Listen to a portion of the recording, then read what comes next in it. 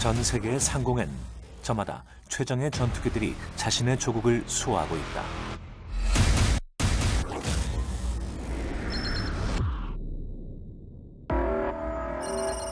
한 나라의 국력, 기술력의 정점이라 불리는 최첨단 전투기.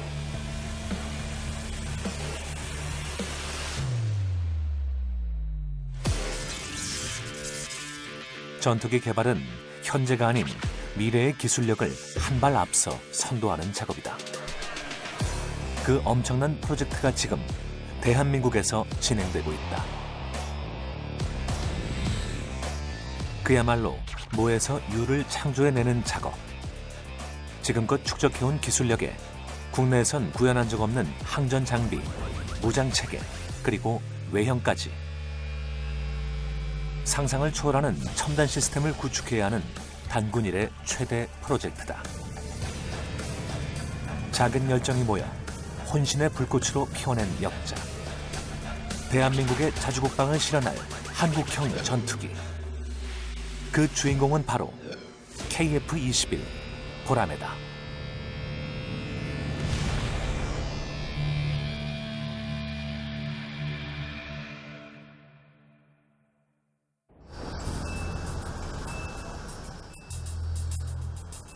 도면상으로만 존재했던 4.5세대 전투기. KF-21이 드디어 모습을 드러내기 시작했다. 제각각 따로 만들어지던 KF-21의 동체들이 하나로 조립되는 현장.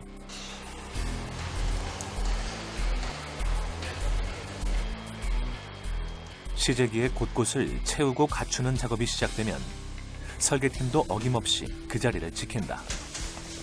조립 작업에 직접 투입되는 것도 아닌데 현장을 지키는 이유는 무엇일까?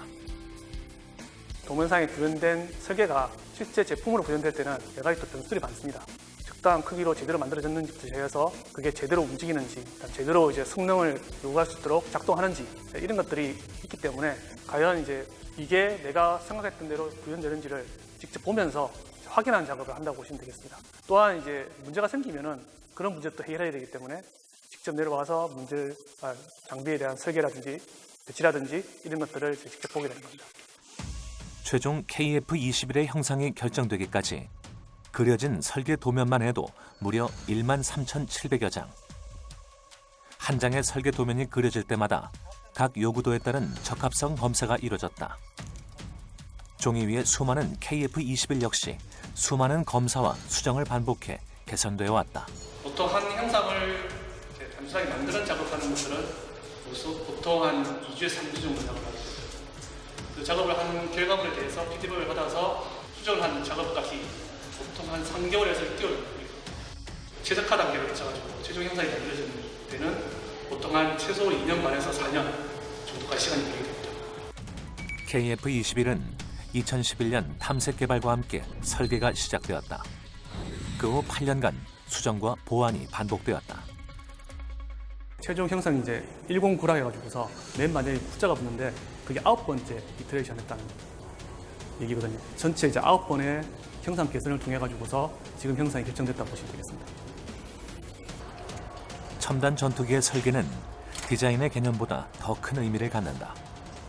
전투기의 형상은 곧 기능과 기술을 모두 포괄해야 하기 때문이다.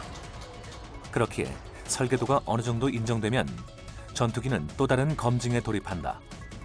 첨단 기술이 적용될 수 있는지, 안정성과 신뢰도는 어느 정도인지 미리 예측하는 필수 시험이다. 비행 중 캐노피의 조류가 충돌했을 때 조종사의 안전과 안전 착륙 여부를 판단하는 시험과 기체 이상과 같은 비상 상황이 발생했을 때 조종사의 비상 탈출이 가능한지 검증하는 시험이다. 풍동 시험이라든지 기타 시험을 통해 가지고서 우리가 예측한 방식이라든지 해석한 방식에 대해서 검증을 하게 됩니다. 근데 그 검증이라는 게 해보게 되면은 항상 예측하고 조금씩 차이 나거든요. 그런 부분들이 조금 미진한 부분들이 있으면은 또 반영해서 개선하게 되고, 항공기는 외형만 결정되는 게 아니고 안에 들어가는 장비라든지 여러 가지 시스템들이 또 결정이 되거든요. 그런 부분들을 다 반영해서 점점 현실성 있고 진짜 우리가 원하는 형상의 성능을 가진 형상을 만들어지게 되는 겁니다. KF-21이 전투기의 특성을 가지기까지 가장 결정적인 역할을 한 건 풍동시험이다. 풍동시험이란 항공기가 비행을 할 때 기류와 압력에 어떠한 영향을 받는지 분석하는 시험이다. 시제기가 만들어지기 전 모형을 통해 공기역학적 반응을 파악하는 역할을 한다. 풍동시험이 형상 개발 단계에서 많이 쓰이는데요. 그래서 2016년도에 체계 개발을 시작할 당시에는 C105부터 저희가 그 형상을 기반으로 개발을 시작을 했고요. 총 4번의 이터레이션을 거쳐서 C109 형상을 만들었고 그게 현재 KF21의 형상이 되겠습니다. 그래서 각 단계별로 106, 107, 108로 올 때 이 풍동 시험을 수행을 해서 각각의 형상이 어떠한 특성을 갖고 있고 어떠한 문제가 있는지를 파악을 하고 다시 설계에 피드백을 줘서 형상을 수정해 왔습니다.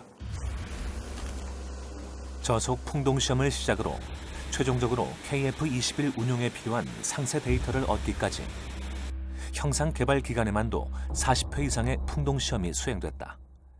전투기는 일반 항공기와 속도 영역 자체가 다르기 때문이다. 시험 영역 자체가 훨씬 전투기가 크고요.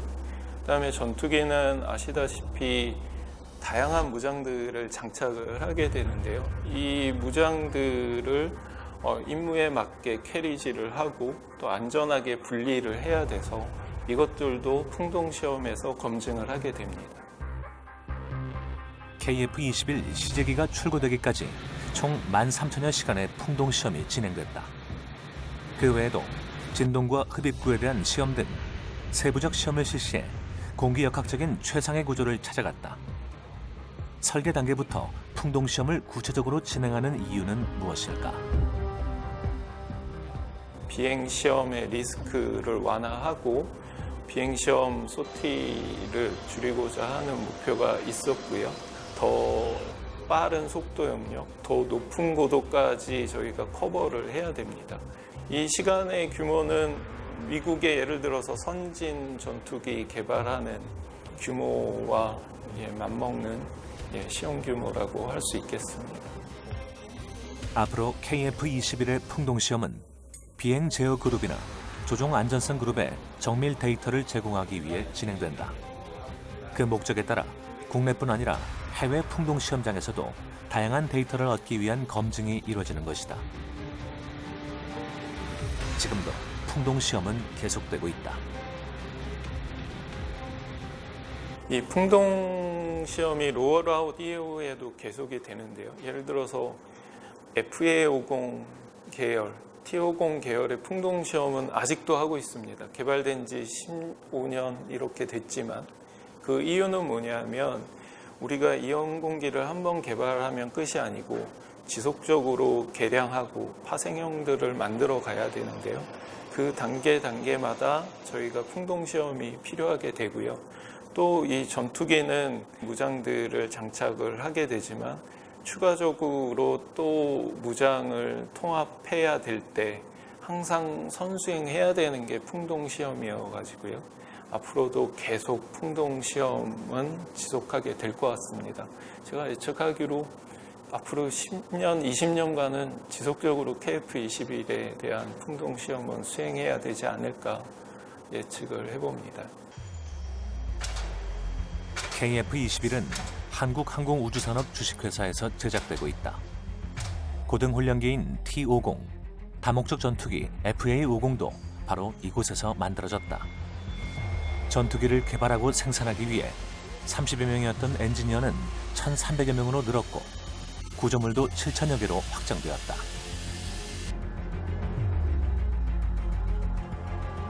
보통 일반적으로 제가 보기에는 TO10 계열보다는 한 1.7배에서 1.8배 정도 더 많이 들어간다 보시면 되고요. 엔진도 일단 엔진 숫자가 벌써 2개니까 엔진 1개하고 엔진 2개하고는 차이가 나는 거죠. KF21은 22만여 개의 표준품, 7,000여 개의 구조물, 1,200여 개의 배관, 550여 개의 전자장비와 기계장치, 그리고 250여 개의 전기 배선 다발까지 직접 설계해 제작했다. 전투기는 인간이 만들 수 있는 가장 극한의 머신이라 불린다. 자동차의 경우 3만여 개의 부품과 과정을 거치지만 전투기의 경우는 무려 22만여 개의 부품과 과정이 진행된다. 게다가 대부분의 작업이 수작업으로 이루어진다. 지금 엔진 장착 마무리하고 하부 카바, 액세스 카바라고 엔진 항공기 동체를 이루는 카바를 장착하는 거예요, 공정이. 보니까 구멍이 여러 개가 있는데 네. 다 다른가 봐요. 그렇죠, 예. 위치별로 걸리는 하중이 다 틀리니까 거기에 맞는 볼트 사이즈나 뭐 모델 자체가 다 틀릴 수밖에 없습니다.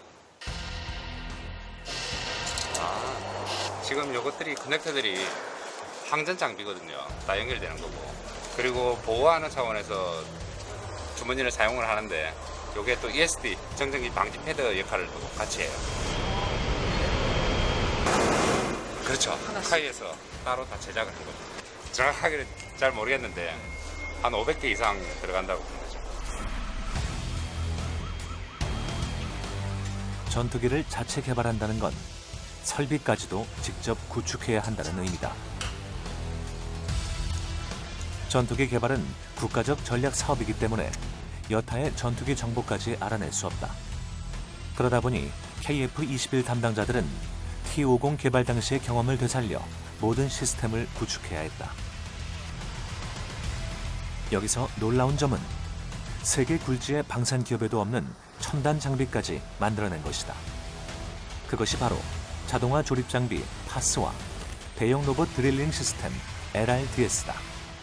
포지셔너, 네, 파스. 이게 혹시 어떤 역할을 하는지 일단은 동체를 기둥의 하나의 포지셔너 역할을 하고 있고요. 이 동체가 프로그램에 의해서 동체가 이동할 수 있게끔 이렇게 만들어주는 역할을 하고 있습니다. 자동화 조립 장비 파스는 기수와 중앙 동체, 후방 동체 등 크게 세 부분으로 나뉘어진 주요 기체 구조물을 설계도대로 맞춰주는 자동 정렬 시스템이다.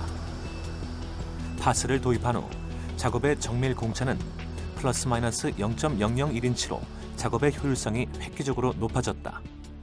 또 과거 한 명이 11일 동안 하던 조립 작업을 파스는 이틀하고 반나절이면 마친다. 메이팅을 할 때 연속으로 이렇게 가면 접착부를 서로 맞닿는 그 후방 동체와 중앙 동체가 메이팅되는 그 접착 부분에서는 고속으로 가면 사고의 위험성이 있으니까 천천히 해서 그 상태를 체크하면서 안전하게 메이팅 될 수 있도록 이렇게 속도를 조절하고 있습니다.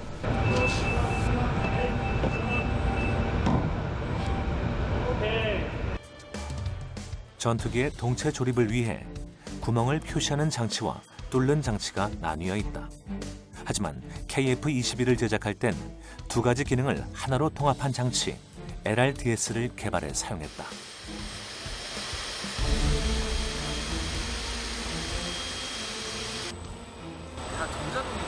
네, 이제 장비로 이제 자동화 장비. 매뉴얼로 뚫으면은 근골격계라든지 작업자에 이제 많이 과부하가 걸려서 좀 시간이 많이 걸리고, 자동화 장비로 하면은 하루 8시간 작업 기준을 했을 때 수평미 같은 경우는 3일 정도, 그러니까 24시간 정도, 그 정도 작업이 걸립니다, 시간이. 여기 엔지니어 분들이 직접 하신다면 어느 네. 정도 걸리는지? 주입 같은 경우는 홀 개수가 한 2,300개 정도 되기 때문에 작업자들이 매뉴얼로 작업하기에는 엄청난 힘든 작업이기 때문에 작업자들이 할 수 있는 몇 개 정도의 구간만 빼고 전부 다 자동화 장비로 드릴링을 하고 있습니다. 조입이라고 그러면 이제 일반적으로 비행기는 자동차와 달라서 용접을 거의 안 합니다. 그러니까 용접을 하면 변형이 굉장히 심합니다. 그래서 무게도 문제가 되고, 그래서 주로 이제 알루미늄, 탄소 복합재 이런 걸 써서 작업하고요. 어떤 제품을 접합을 할 때, 아니 조립을 할 때 구멍을 뚫어서 구멍에 이제 리벳이라든지 볼트라는 걸 박아서 조립을 하게 되는 거죠. 톤트로서 이거 패스너라고 얘기하는데 종류로 따지면 4만 정도는 됩니다. 이거는 이제 KF-X에 이제 새롭게 쓰고 있는 너트 플레이트라는 건데, 항공기 보면 동체가 이쁘게 보이지만 유선형으로 보이지만 사실은 다 열게 돼 있지 않습니까? 일반적으로 옛날에는 이거를 동체에 붙일 때 이 가운데는 이제 상대방에 들어오는 볼트가 박히는 곳이고요. 얘를 붙이려고 하면 여기다 구멍을 뚫어가지고 리벳으로 구멍 3개를 뚫어서 2개는 접착을 시키고 하나는 오픈시켜서 연결할 때 썼었어요. 근데 요거는 KPS 같은 경우는 좀 이제 첨단해서 구멍을 뚫으면 그 리벳 무게도 들어가고요. 그다음에 비행기에다 구멍을 뚫으면 이게 내구성도 좀 떨어지지 않습니까? 그래서 어데시브라고 해서 일종의 본드입니다, 본드. 그걸 써서 붙이게 되는데 붙일 때 이걸 그냥 붙이면 까딱까딱하잖아요. 그래서 얘를 그래서 반대편에서 끼워서 잡아 당기면 이게 딱 붙게 돼 있고요. 완전히 굳은 다음에 이걸 떼어내면 요놈만 딱 남아있는 거죠. 뭐 이런 주황색도 있고 파란색도 있고 초록색도 있고 이렇게 되면 다른 종류가 붙어 있다고 보시면 됩니다. 1950년 당시 우리 공군에겐 L4, L5 연락기와 T6 훈련기뿐 실질적인 전투용 항공기는 단 한 대도 보유하고 있지 않았다. 급작스러운 북의 남침, 전쟁에 대한 대비가 되어 있지 않은 상황에서 공군은 미군의 원조로 F-51 머스탱을 도입하게 된다.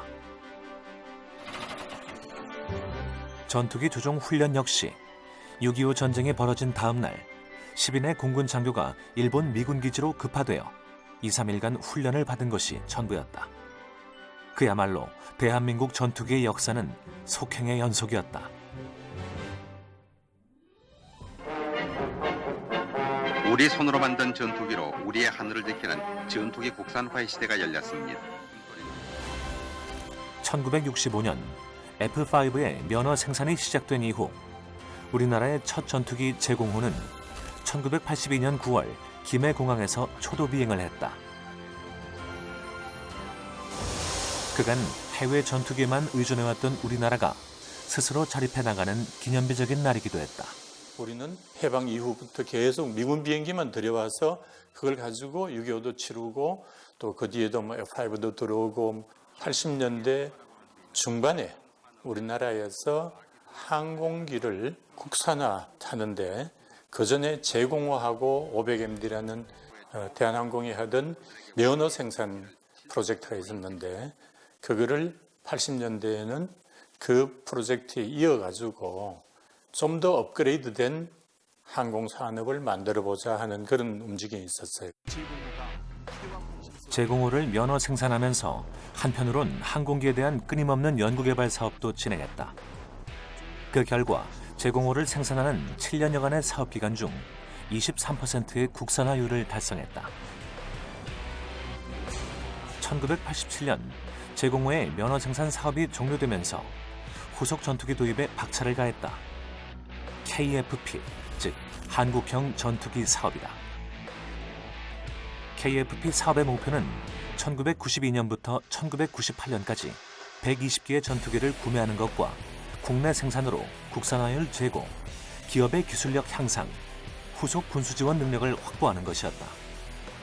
이렇게 생산한 것이 조립 생산 전투기 KF-16과 초등 훈련기 KT-1이다. KT-1을 처음 시작할 때 정말로 백지에서부터 3년 만에 시작한 지 딱 3년 만에 초도 비행을 시켰어요.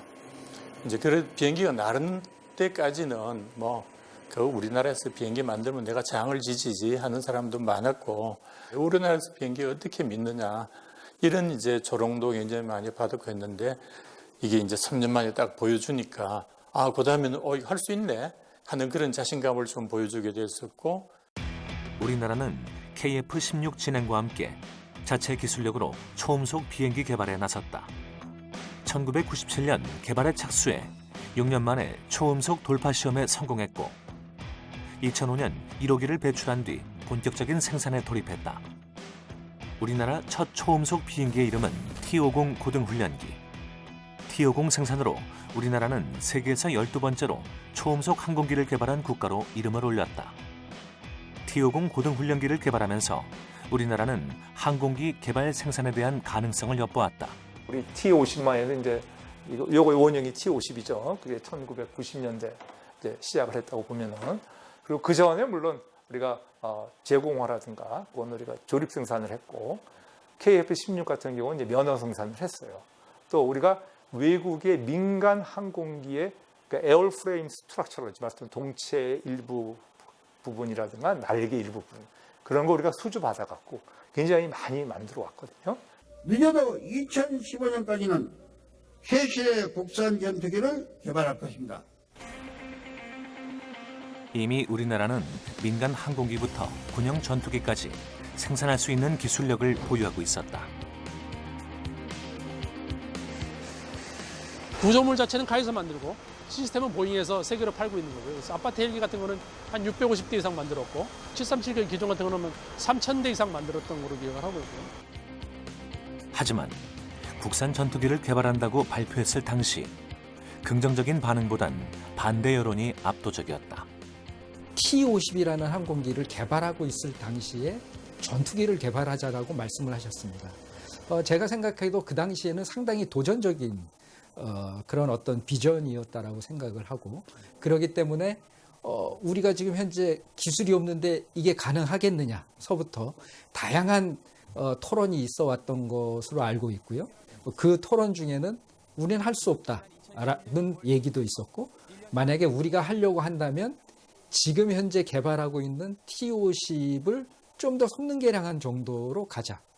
혹은 해외에 있는 기존의 플랫폼을 갖다가 성능 개량을 하자. 다양한 논의가 있어 왔던 것 때문에 대략 한 15년이 지체가 됐다라고 말씀드릴 수 있습니다. 이러한 부침 속에서도 한국형 전투기 개발 가능성에 대한 검증은 꾸준히 이루어지고 있었다.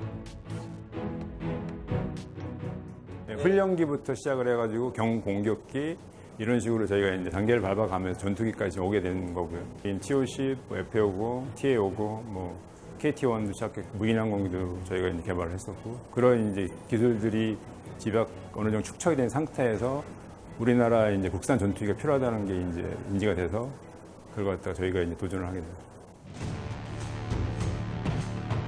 2001년 당시 최첨단 전투기를 개발하기 위한 설비 환경은 황무지와 같았다. 그렇기에 독자적 설비와 장비를 개발하는 것부터 시작해야 했다. 전투기의 시작은 제1차 세계대전부터다. 제트 엔진을 장착한 1세대 전투기, 초음속 영역으로 진입한 2세대 전투기,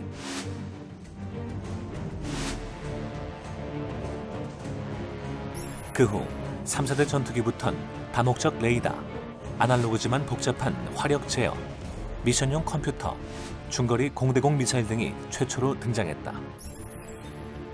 현재 대표적인 주력 전투기들이 바로 4세대 전투기다. F-16이 가장 대표적 기종이다.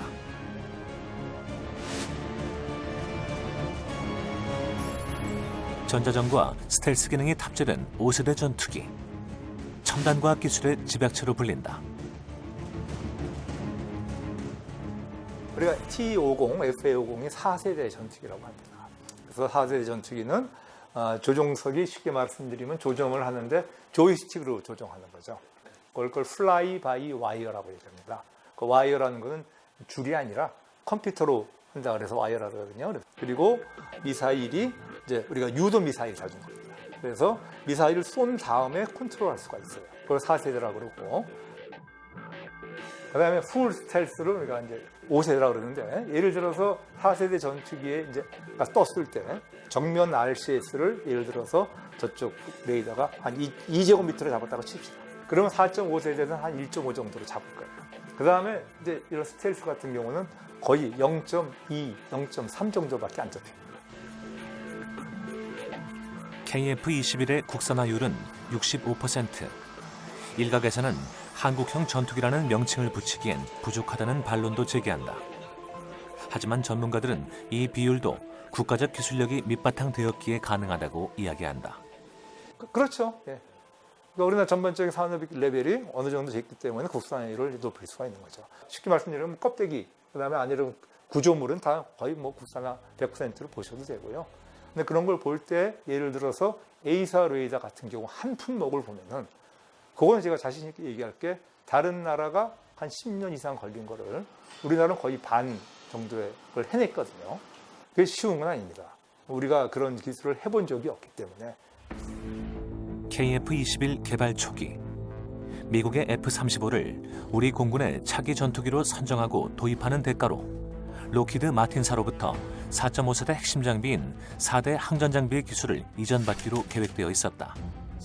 하지만 F-35 선정 이후 미 의회의 갑작스런 기술 이전 거부로 KF-21 개발에 큰 시련이 닥쳤다. 가장 큰 위기 상황은 사실은 이제 사업을 시작하기 전에 왔습니다. 그것이 이제 많은 국민들이 많이 생각을 알고 계시는 2015년에 미국으로부터 주요 4개 항공 전자전 장비에 대한 어떤 체계 통합 기술을 미 정부로부터 못 받아온 것이 이제 문제가 됐었죠. 이 위기는 해외 기술 종속의 문제점을 수면 위로 드러내는 계기가 되었다. 운영해 보면 국외 도입 항공기들은 너무 돈이 많이 듭니다. 수리비도 비싸고 원가 검증이 안 되기 때문에. 2006년도에 유명한 L사가 저에게 와가지고 우리랑 국제 공동 개발을 같이 하자 이렇게 주장을 했습니다. 하지만 저희는 거절했습니다. 왜? 그렇게 하면 기술이 종속이 되기 때문입니다. 국산화율이 처음에 나온 1호기에서는 48% 정도, 50%가 안 됐었어요. 그래서 이제 그렇게 기술 종속되는 그런 독자 개발은 우리는 안 되겠다. 지금껏 우리나라 공군이 운용해온 전투기는 해외에서 도입했거나 기술 종속에 묶여 있었다. 그렇다 보니 부품 하나를 바꾸더라도 우리 실정에 맞게 바꾸지 못했고 수출도 할 수 없었다. 부품 제작 기술을 가진 나라가 모두 허가를 해야 수출을 할 수 있기 때문이다. 우리가 권리를 갖고 있는 마음대로 할 수 있는 게 국산화입니다. 국산화를 시켜야만 우리가 앞으로 모든 그런 전투기를 만들어도 다른 나라에 많이 수출할 수 있는 길이 열리게 되는 거죠. 만약 KF-21 개발 초기 계획대로 미국으로부터 4대 항전 장비의 기술을 이전받았다면 지금과 같은 국산화율을 달성하지 못했을 것이다.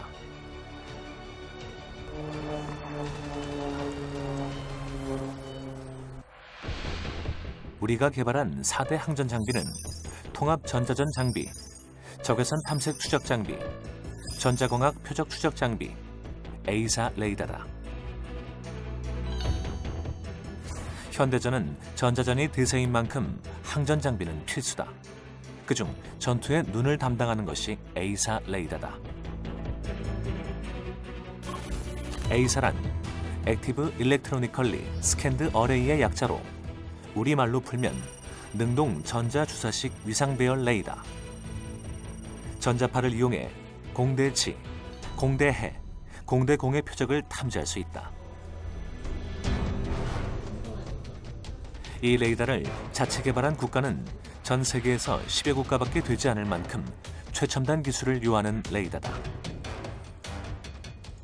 무엇보다 이제 초기의 설계 분석 과정에서의 서로 간의 이제 기술적 토의, 또 뭐 타당성 검증 이런 거에 대해서 좀 어려움이 있었습니다. 뭔가 이제 시제품이 나오고 이러다 보니까 뭔가 이제 좀 되겠다 그런 느낌들이 조금씩 이제 오기 시작했고요. 그거를 이제 발판으로 해서 좀 더 이제 막 열심히 달려들어서 이제 하게 되었죠. KF-21 요구도를 맞추기 위해선 무엇보다 최첨단 항전 장비는 필수였다.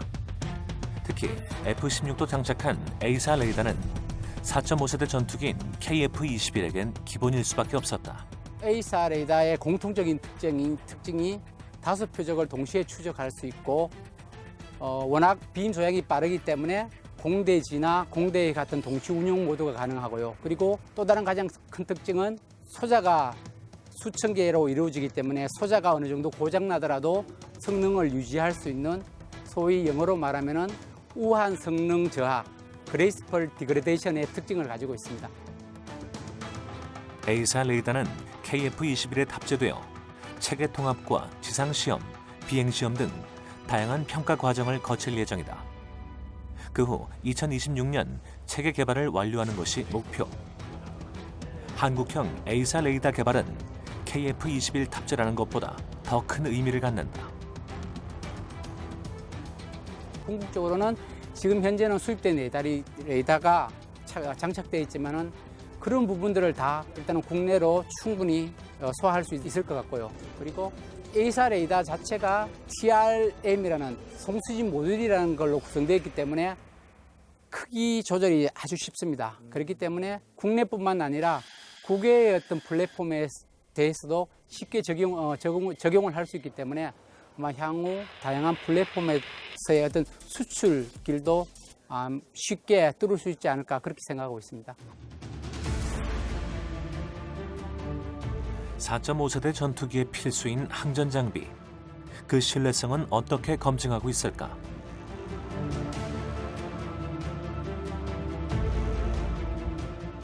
이곳은 항공전자 통합시험실인 실. 항전 장비의 체계 통합을 사전 검증하는 곳이다. 통합시험 장비는 컴퓨터로 입력되는 모든 하드웨어 신호의 연동과 결합 모의 시험에 필요한 각종 부가 기능을 제공한다. 서로 상호 간에도 데이터를 주고받는 것은 자기들끼리 주고받는 게 아니라 너는 데이터를 보내라, 너는 데이터를 받아라는 명령도 이 장비가 다 주게끔 돼 있어요. 그래서 엔지니어들은 그런 모든 역할들을 이제 시스템으로 설계를 하고요. 그걸 설계라고 그러거든요. 그럼 결국 이 장비는 이제 그런 설계들이 항공기에서도 동일하게 표출이 되게끔 해서 항공기 가기 전에 내가 계획한 대로 다 자기들끼리 정상적으로 통신이 되는지를 검증을 하는 장비거든요. 여기서는 이제 저희가 이제 개발이 끝나고 나서 개발된 거를 이제 검증하는 단계에 있는 장소거든요. 그래서 이제 실제적으로 항공기에 올리기 전에 지상에서 이제 모든 거를 테스트하는 시험 장비가 되겠고요. 그래서 이제 각 기능별로 나눠가지고 이제 시연 기능, 뭐 앙법 기능 여러 가지 기능들이 있는데 제가 담당하고 있는 분야는 시연 기능에 대해서 이제 정상적으로 개발이 잘 되어 있는지 요구도대로 이제 개발이 되어 있는지를 검증하는 그 업무를 하고 있거든요. 지금 현 단계는 그냥 가장 비행을 하기 위해서 가장 기본이 되는 기능들만 점검을 하고 있다고 보시면 될 거예요. 전투기다 보니까 저희 이제 그 무장이 주가 되잖아요. 네. 그럼 현 단계에서는 이제 기본적으로 뭐 항법에 대한 기능에 대한 걸 검증하고 그다음에 다음 단계는 공대공, 공중에서 무장을 발사할 수 있는 기능에 대해서 검증을 하는 거고 그 다음 단계가 공중에서 지상 공격할 수 있는 무장에 대해서 검증하는 단계가 되거든요. 멀티펑션 디스플레이인데 한국말로 하면 다기능 시연기라고 여러 개의 기능들을 하나로 볼 수 있게끔 해주는 시연 장비라고 보시면 돼요. 현 단계는 이제 소프트웨어 검증은 소프트웨어 베이스에서 일단 한번 1차적으로 검증을 하고요.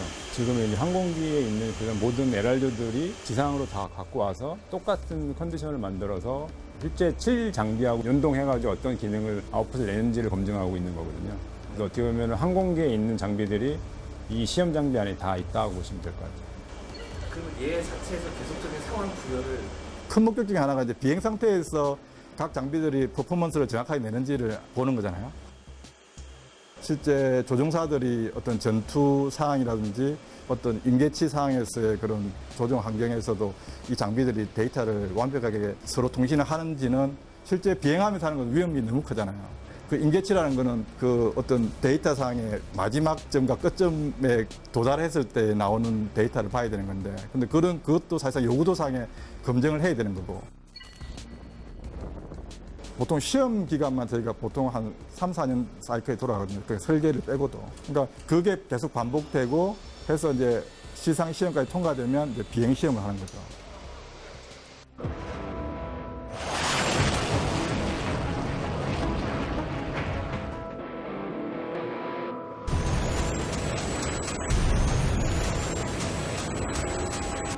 현대의 전투기 개발에서 필수적 요소인 아이언버드.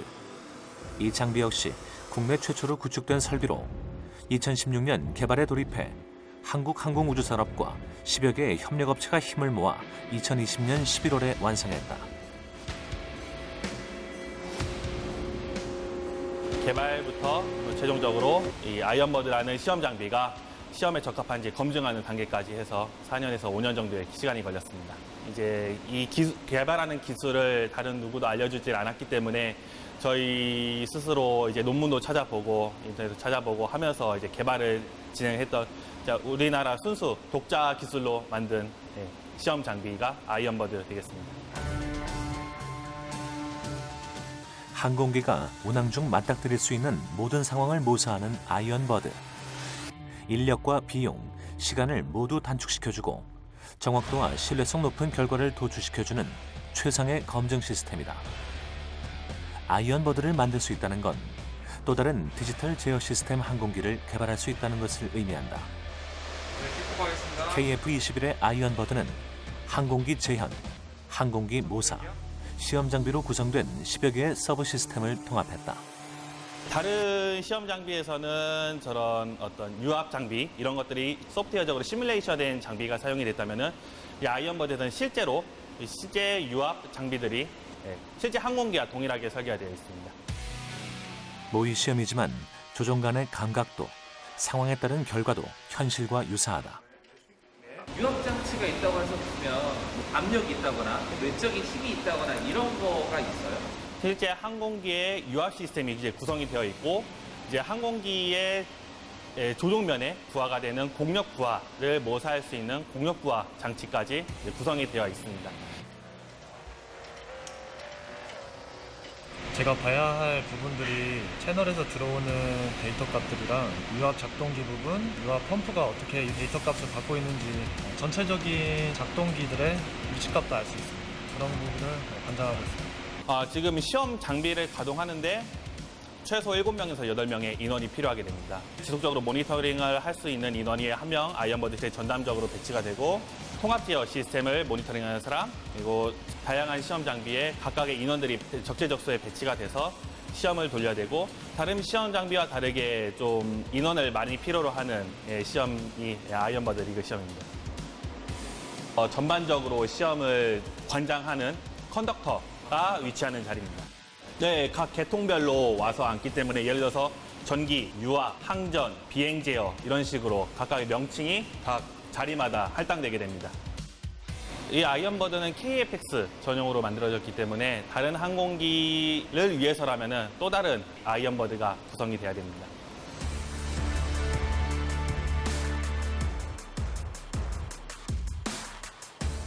조종성 평가 시뮬레이터 HQS. 이 장비는 실제 항공기의 비행 환경을 가장 가깝게 모사한다.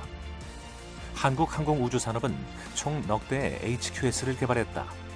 석 대는 비행 제어 시험용, 한 대는 아이언버드 시험 장비용으로 활용되고 있다.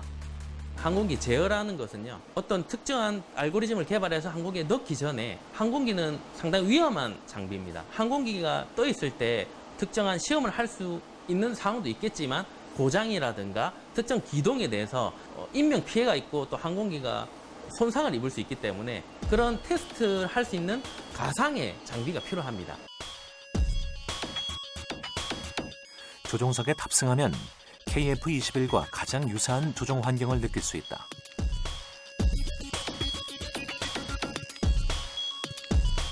조종석의 다양한 전자장비들 대부분이 소프트웨어로 화면에 구현돼 훨씬 제어가 쉽고 공간도 여유롭다는 평을 받고 있다.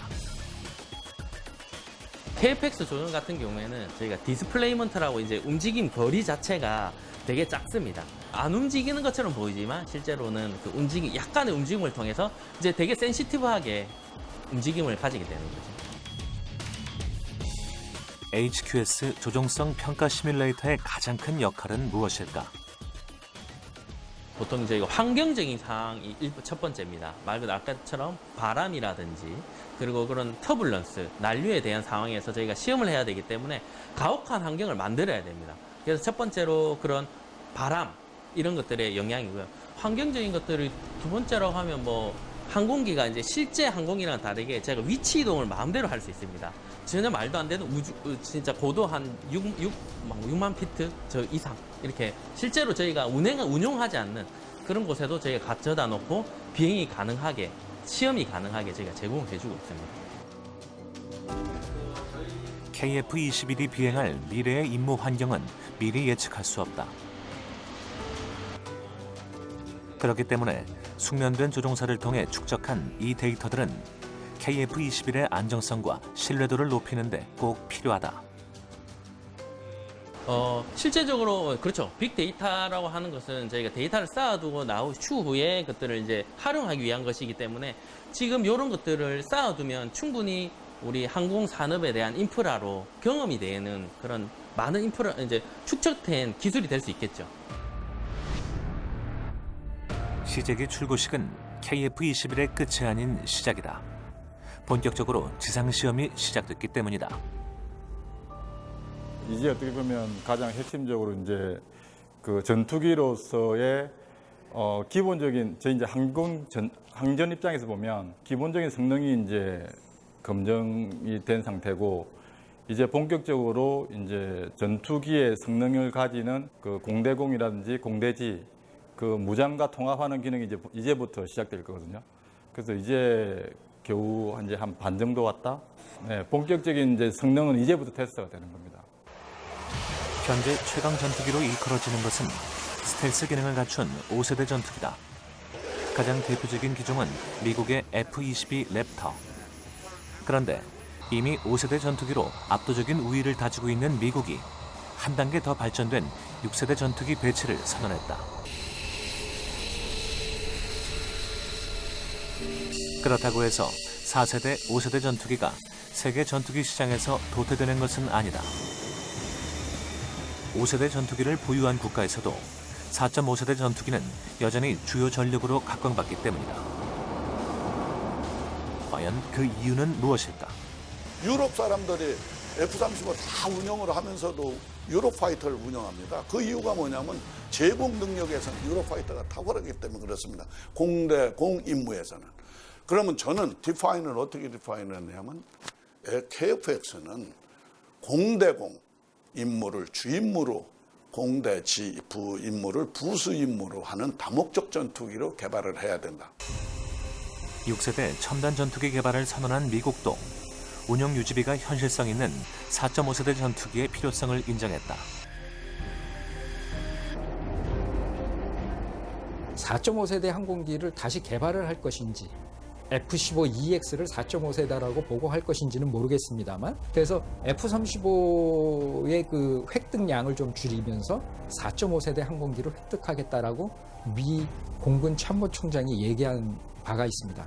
그렇다라고 하면 분명 4.5세대 항공기에 대한 그 소요는 꽤 늘어날 거라고 저희는 생각하고 있습니다. 그런 측면에서 본다면 KF-21이 상당히 그 매력적인 카드일 것 같고 힘차게 비상하는 한국형 전투기 KF-21 보람입니다. 푸른 창공을 향해 드디어 2021년 4월 9일 꿈에 그리던 KF-21의 출고식이 펼쳐졌다. KF-X에 갖는 의미가 뭐냐 이렇게 봤을 때 사실은 굉장히 중요한 의미가 이게 적어도 방산 기술에 관한 하는 최고 정점에 있다는 거. 첨단 항공기는 이게 국가 전략적인 산업이지 그냥 이 볼펜 사오거나 또는 대포 사오거나 뭐 이렇게 하고 틀린다는 거예요. 그러니까 항공기 지금 이야기하는 KF-X 수준이 되면은 거기에 들어간 첨단 장비들 이것들이 항공기뿐이 아니고 함정이라든지 육상 장비라든지 이런 데 다 파급이 되는 거예요. 그러면은 자동적으로 방산 기술이 업그레이드 되게 돼 있고 전투기의 주요 성능을 꼽으라면 단연 무장일 것이다. 절대적 공중 우세를 선점하는 제공권이야말로 전쟁의 승패를 가르는 중요한 요건이기 때문이다.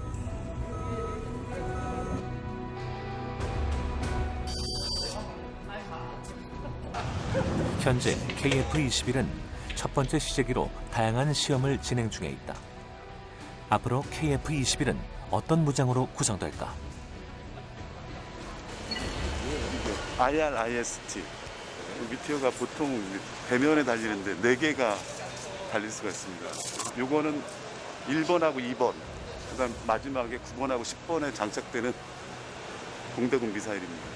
기동적인 어떤 공중 기동적인 성능은 F-16과 유사하거나 그 동등하거나 그 이상일 거라고 말씀드렸지만 공격 능력, 즉 무장을 싣고 나를 수 있는 그 능력은 F-16보다 훨씬 많이 실을 수 있기 때문에 그런 것들을 유추해서 본다면 그 공중 전력의 그 상승 효과는 상당히 뛰어날 거다라고 말씀드릴 수 있겠습니다. KF-21은 한반도 환경에 맞는 다양한 임무를 수행하기 위해 공중, 지상, 해상 표적까지 공격할 수 있는 무기를 장착할 수 있을 것으로 예상되고 있다. 그 이유는 바로 쌍발 엔진. 두 개의 심장이라고도 표현되는 쌍발 엔진은 조종사의 생존율을 높인다는 의미도 있지만 그보다 기체의 추진력을 높여주는 효과도 향상시킨다. 그만큼 더 항공기에 더 커지고 추력이 세다 보니까 중무장도를 할 수도 있고 KF-X에는 한두 발로다가 치명적으로 적을 파괴도 할 수 있는, 그러니까 타우러스라든가 하푼, 1500파운드 제일 무거운 하푼도 다려야 된다고 저는 생각하면서 제이담도 전부 2000파운드급 이상 되는 제이담도 달 수 있어야 된다. GBU-31까지. 예, 현재 중장거리 미사일 중에서 가장 무서운 게 미티오입니다. 전 세계적으로. 왜 그러냐? 미티오는 램젯을 달고 있습니다.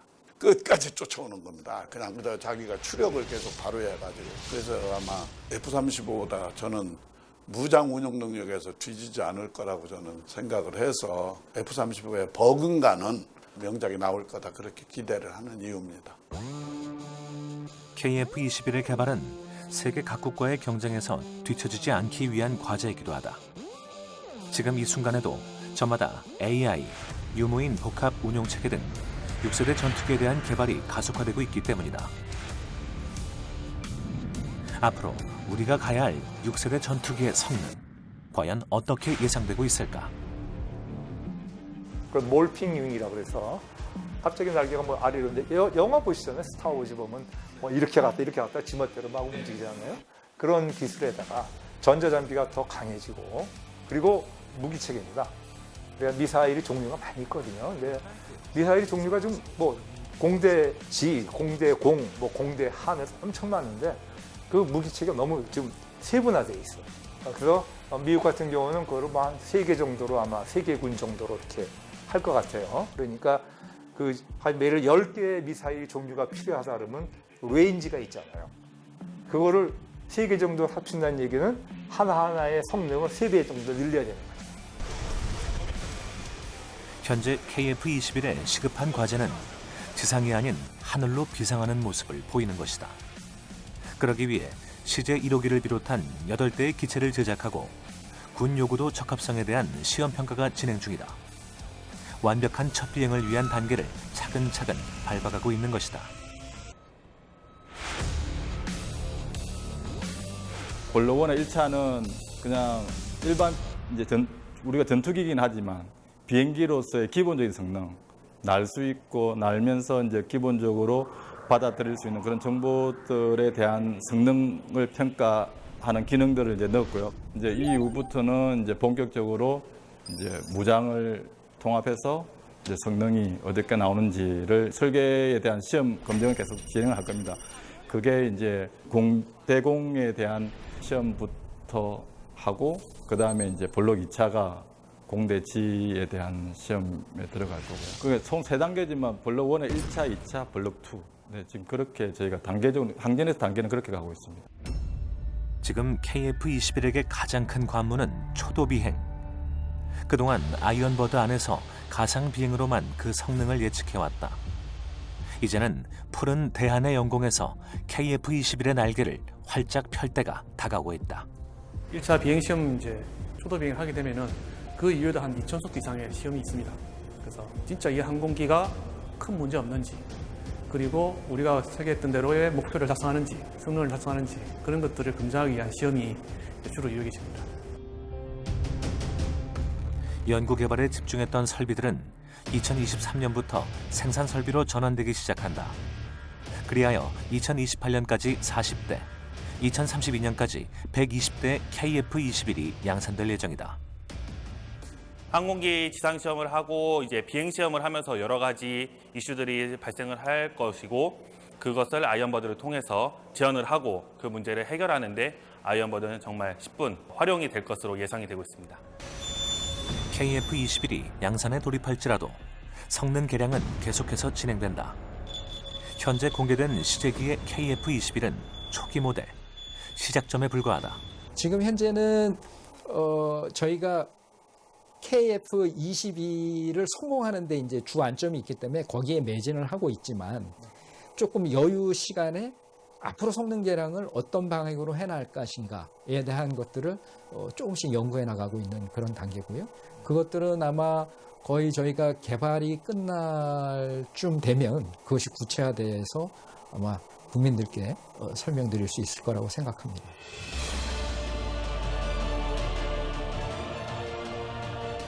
우리의 기술력으로 만들어낸 전투기가 첫 비행을 준비하고 있다.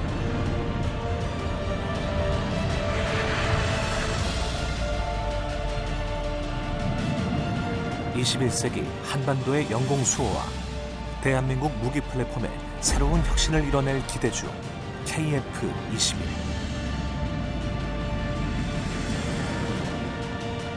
우리나라의 위상과 방산기술의 우수성을 드높일 새로운 역사다. 이제 머지않은 KF-21의 비상. 대한민국을 넘어 전 세계의 창공을 누비는 신호탄이 되길 기대해본다.